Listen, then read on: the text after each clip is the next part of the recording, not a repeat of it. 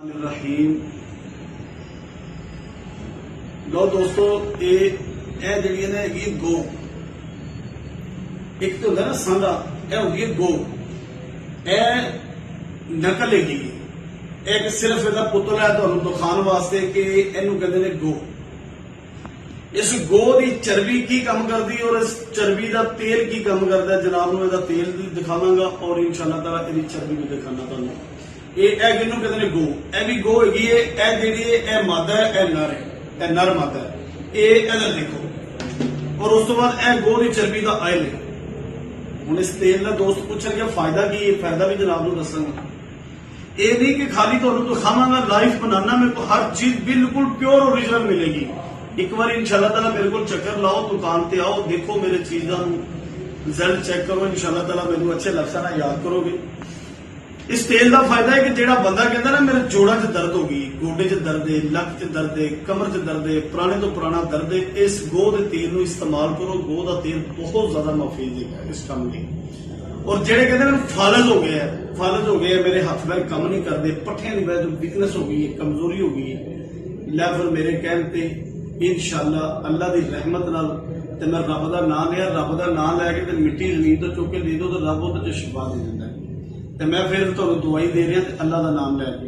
ये इधर देखो, यह गो की चर्बी का आयल है। इस तेल को ले लो, ये इस तरीके नाल इधर देखो, इस तेल को लेना इस तरीके नाल।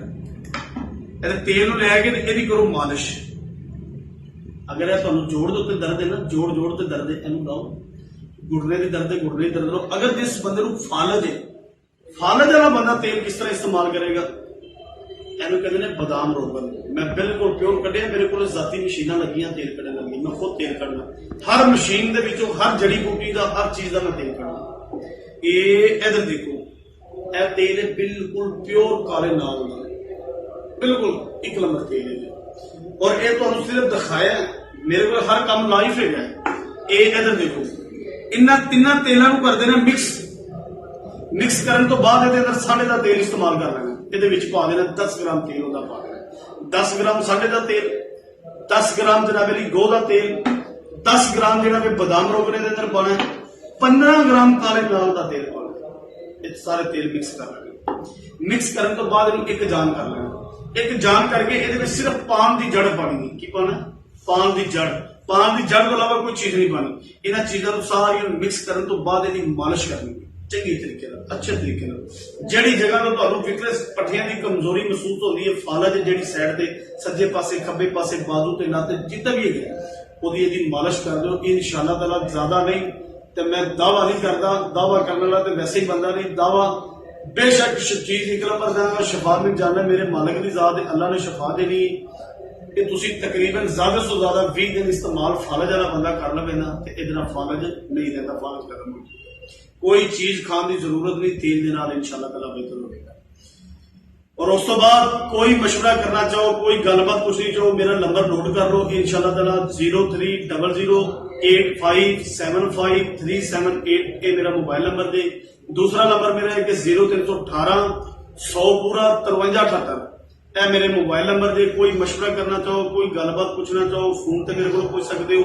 मेरी दुकान ते आना चाहो, शादरा मॉल लाहौर मेट्रो का स्टाफ आखिरी जड़ा वे बिल्कुल वो नाल ही 2-3 दुकाना छड़ के मेन उत्ते मेरी दुकान है।